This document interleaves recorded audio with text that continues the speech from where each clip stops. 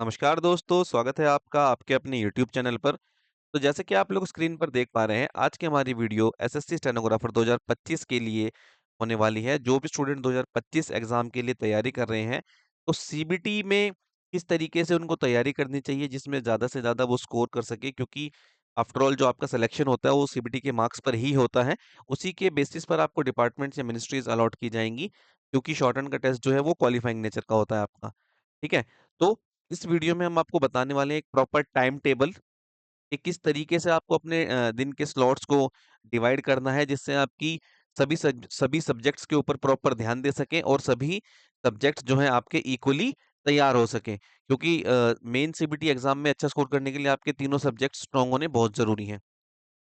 चलिए, video start करने से पहले मैं आप लोगों को बताना चाहता हूँ कि जो भी बच्चे 2025 एसएससी स्टेनोग्राफर एग्जाम के लिए तैयारी कर रहे हैं और वो बुक सीखना चाहते हैं, बेसिक बुक उनको कवर करनी है, तो आप लोगों के लिए हमने आरंभ बैच लॉन्च कर दिया है। इस बैच के अंदर हम आपको बेसिक बुक करवाएँगे और क्योंकि ये रिपब्लिक डे वीक चल रहा है, इसलिए हमने अपने कोर्स के ऊपर जो है 50% डिस्काउंट रखा है। इसकी आपको पेमेंट करनी होगी ₹1500। इस ₹1500 के अंदर आप शॉर्टहैंड की पूरी बुक सीख सकते हैं। न्यू एरा पिटमैन की बुक इसमें करवाई जाएगी। 2 महीने का टाइम है, 2 से 3 महीने के अंदर आपकी बुक करवाई जाएगी। हमारी पूरी कोशिश रहेगी कि 2 महीने के अंदर आपकी बुक को कंप्लीट करवा दिया जाए।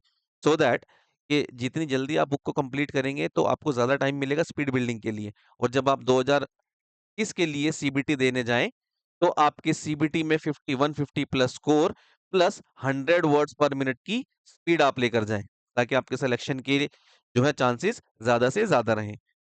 देखिए, जैसा कि मैंने आपको स्टार्टिंग में बताया था कि टाइम टेबल व से रिलेटेड वीडियो होने वाली है कि किस तरीके से आप अपनी सीबीटी को तैयार करेंगे। वो सब बातें इसमें बताई जाएँगी आप लोगों को। तो अ, कमेंट बॉक्स में ना बहुत सारे बच्चे हमें बताते हैं कि सर हम तो वर्किंग पर्सनल हैं, कि हम कैसे मैनेज करेंगे इसको। तो यहाँ पर आपको जो टाइम स्लॉट दिया गया है ना, वो मैटर नहीं करता। मैटर ये करता है कि किस तरीके से सब्जेक्ट्स को डिवाइड किया गया है। आप अपने अकॉर्डिंग इस टाइम को चेंज भी कर सकते हो, पर लेकिन करनी ये सारी चीज़ें आपको, लाइक जैसे 3 घंटे इंग्लिश को देने हैं, री डेढ़ से 2 घंटे रीज़निंग को देने हैं, जीके को आपको डेढ़ से 2 घंटे देने हैं, शॉर्टहैंड के जो बेसिक बच्चे होंगे वो बुक सीखेंगे, उसका काम करेंगे, इंग्लिश की वोकैब पे काम करना है, ठीक है? मैं बता देता हूँ आपको कि किस तरीके से चीज़ें चलेंगी। अगर आप इस टाइम टेबल को फ़ॉलो करते हो ना, तो आप बहुत अच्छा स्कोर कर सकते हो, क्योंकि ये वो सारी चीज़ें कवर करेगा जो आपके सिलेक्शन के लिए होनी ज़रूरी हैं।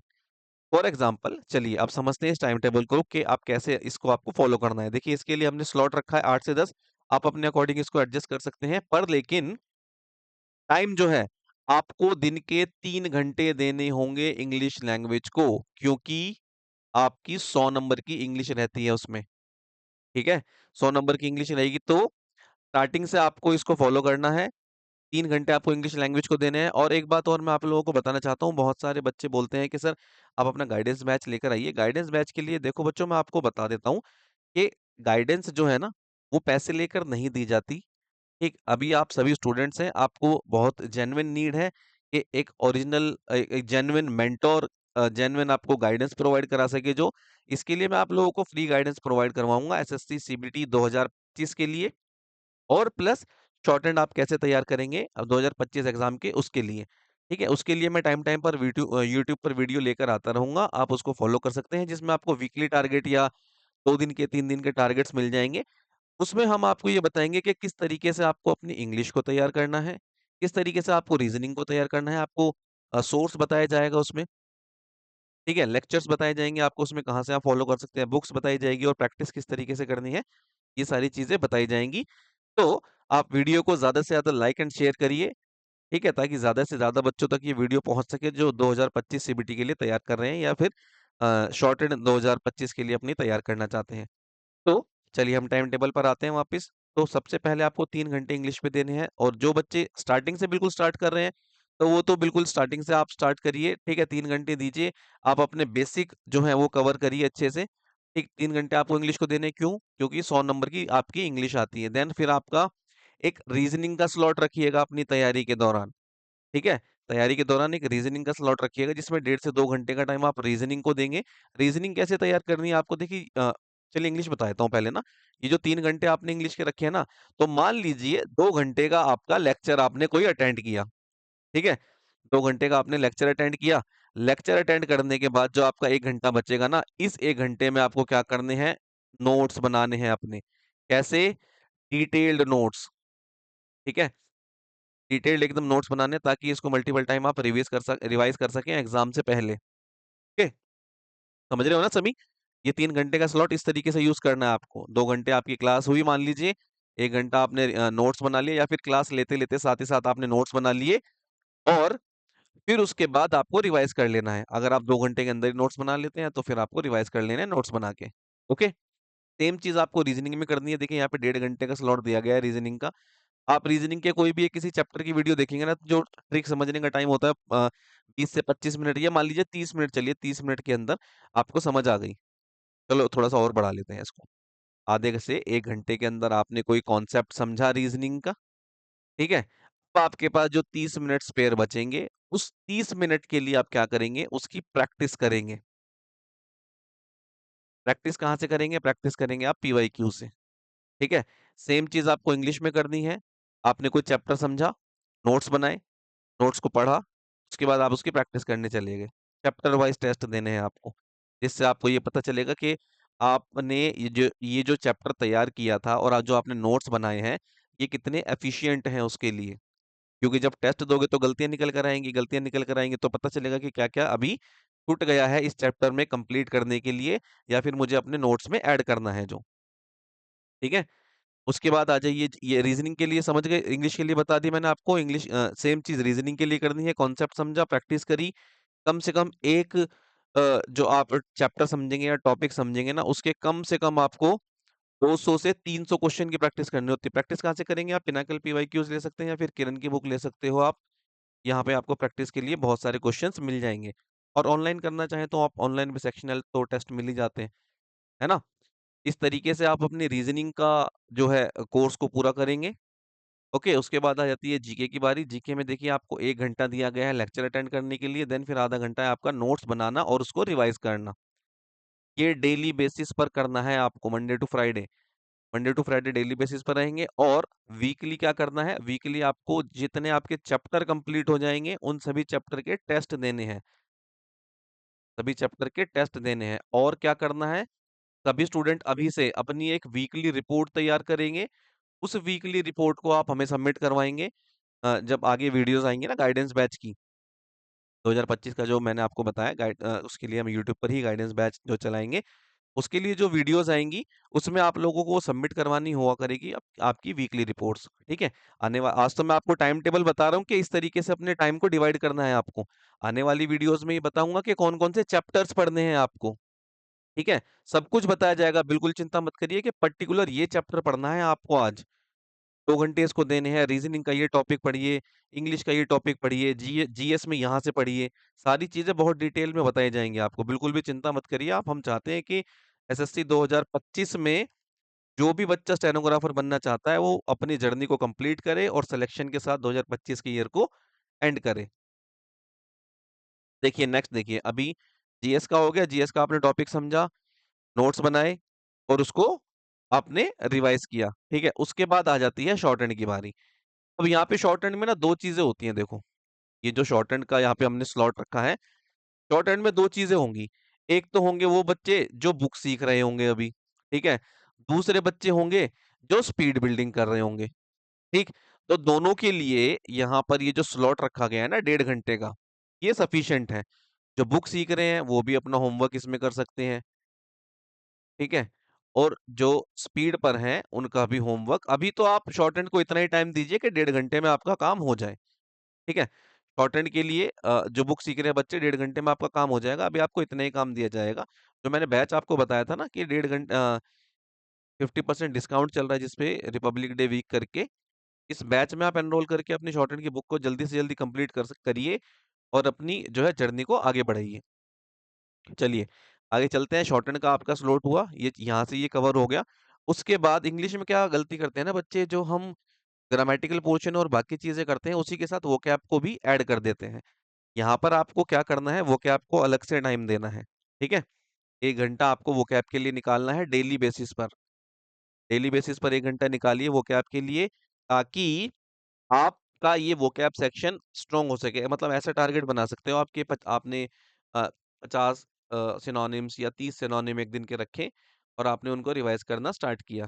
ठीक है, रिवाइज करना स्टार्ट किया और डे बाय डे आगे बढ़ते चले गए। और मान लीजिए फॉर एग्जांपल आप एक दिन के 30 रखते हो सिनोनिम्स, ठीक है, एक दिन के आपने 30 सिनोनिम रखे अपने, तो ये वीकली रिपोर्ट में जब आप करेंगे तो कितने हो जाएंगे, है ना? इस तरीके से आइडिया लगे। जब वीकली आप टेस्ट दोगे, सेक्शनल टेस्ट देना फिर आप इसका, तो आपके जो भी कवर होंगे उनको डेली बेसिस पे रिवाइज करना है। और वोकैब के लिए आपको एक ट्रिक और बताता हूँ मैं, है ना? ये बहुत काम की चीज है। एक ट्रिक और बताता हूँ, रोज डेली रात को सोने से पहले जो आपका वोकैब और लर्निंग वर्क है ना, उसको पढ़ के सोया करो। फॉर एग्जाम्पल आपके पहले दिन आपने किए 30, फिर दूसरे दिन 30 किया आपने, फिर तीसरे दिन 30 किए, तो यहाँ तक कितने हो गए 90। जब दूसरे दिन यहाँ पे रिवाइज करोगे ना, तो यहाँ से स्टार्ट करना पहले से, 1 से 60। फिर तीसरे दिन रिवाइज करोगे तो 1 से 90। फिर चौथे दिन करोगे तो 1 से 120। फिर पांचवें दिन करोगे तो 1 से 150। इस तरीके से रिवाइज करना आपको, ऐसे वोकैब आपको बहुत जल्दी याद होगी और लंबे टाइम तक याद रहेगी। ये बहुत बच्चों की प्रॉब्लम रहती है वोकैब सेक्शन में। ठीक है,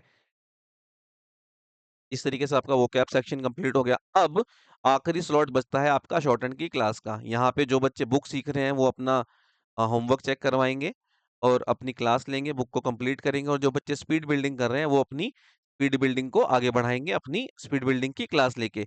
इस तरीके से ये आपका टाइम जो है डिवाइड होना चाहिए। अब जो वर्किंग स्टूडेंट हैं, जो मतलब वर्किंग एस्पिरेंट हैं, वो ये कहते हैं कि सर हम तो इस टाइम टेबल को फॉलो नहीं कर सकते। देखिए, सभी लोग इस टाइम टेबल को फॉलो कर सकते हो। ठीक है, मेरे को यहाँ पर ये टाइम स्लॉट जो हमने दिया है ना कि इस इतने बजे ही करना है आर्ट, लाइक आपको 8 से 11 ही इंग्लिश पढ़नी है, ऐसा कुछ नहीं है। ये टाइम टेबल बताने का मतलब ये है आप लोगों को कि भाई 3 घंटे आपको इंग्लिश को देने हैं, 1.5 घंटा आपको रीजनिंग को देना है।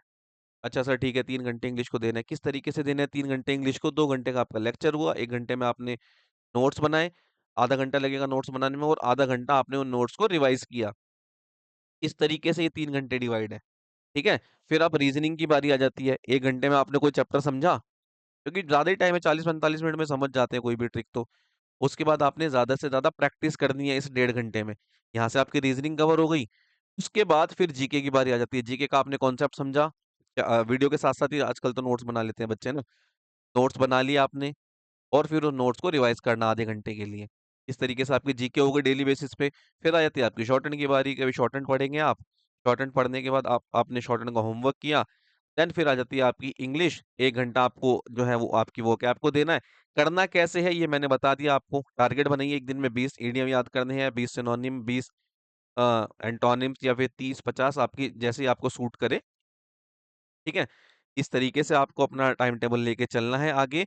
और फिर रात को आपकी क्लास जो होती है, मतलब हमारे बैच की क्लासेस जो रात को होती है, मैंने उसी के हिसाब से इसको रख दिया था यहाँ पर कि दिन के एंड में होनी चाहिए आपकी शॉर्ट हैंड की क्लास, ताकि पूरा दिन आपको जो है टाइम मिले सीबीटी के लिए। अभी प्रेजेंट सिनेरियो में तो सीबीटी पे ज्यादा फोकस करना है हमें, है ना? जो बच्चे 2024 के लिए रह गए हैं, दो, दो सॉरी 2024 में जिनके कम मार्क्स आए हैं, ये टाइम टेबल वो भी फॉलो करिए।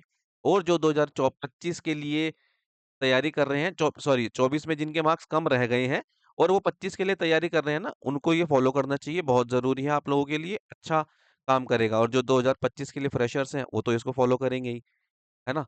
अगर आप चाहते हैं कि एक प्रॉपर तरीके से टाइम डिवाइड हो, सारे सब्जेक्ट्स को चीजें देनी हो, तो आपको सारी चीजें पढ़नी होंगी और रोज पढ़नी होंगी।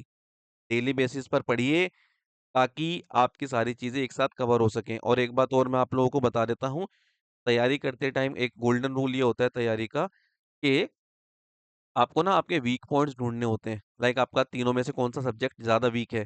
किसी की रीजनिंग वीक होती है, किसी की जीके वीक होती है ना? दोनों में से, तीन में से एक सब्जेक्ट किसी ना किसी का अच्छा जरूर होता है, या किसी की इंग्लिश अच्छी होगी, किसी की रीजनिंग अच्छी होगी, किसी की जीके अच्छी होगी। तो जो अच्छा है उसको कम टाइम दीजिए, जो ज्यादा आपका वीक पॉइंट है, जो ज्यादा खराब चल रहा है, उसको ज्यादा टाइम दीजिए आप लोग। ठीक है, इस तरीके से टाइम को डिवाइड करिए। आने वाली वीडियोस में जैसा कि मैंने आपको बताया, गाइडेंस बैच आप लोगों के लिए आ जाएगा, यूट्यूब पर ही चलेगा वो गाइडेंस बैच। उस गाइडेंस बैच में हम आपको डेली बेसिस पर या वीकली बेसिस पर वीडियोस आपकी आप लोगों के लिए लाते रहेंगे, ताकि आप अच्छी अपनी तैयारी को आगे बढ़ा सकें, शॉर्ट हैंड के लिए भी और सीबीटी के लिए भी। वीडियो आप लोगों को अच्छी लगी हो तो वीडियो के डिस्क्रिप्शन बॉक्स में व्हाट्सएप कम्युनिटी ग्रुप का लिंक दिया गया है। आप वहां जाकर उस वीडियो ग्रुप को ज्वाइन कर सकते हैं। क्योंकि उस ग्रुप में ना वो हमारा प्रीमियम ग्रुप है। जो भी गाइडेंस से रिलेटेड या किसी एग्ज़ाम से रिलेटेड जो भी इन्फॉर्मेशन होती है, सबसे पहले उस ग्रुप में शेयर की जाती है, देन उसके बाद यूट्यूब पे आती है। तो अगर आप लोग भी चाहते हैं, आप हमारे प्रीमियम ग्रुप का हिस्सा बनें, हमारी कम्युनिटी का हिस्सा बनें, तो व्हाट्सएप कम्युनिटी ग्रुप को जॉइन करके आप एसएससी बूस्टर के साथ अपनी तैयारी को आगे बढ़ा सकते हैं। वीडियो आप लोगों को पसंद आई हो तो इसे लाइक कीजिए, शेयर कीजिए, चैनल को सब्सक्राइब कीजिए और भूलिएगा मत गाइडेंस मैच जो है आपका यूट्यूब पर चलेगा फ्री ऑफ कॉस्ट, उसके लिए आपको कोई पेमेंट करने की ज़रूरत नहीं है। ओके?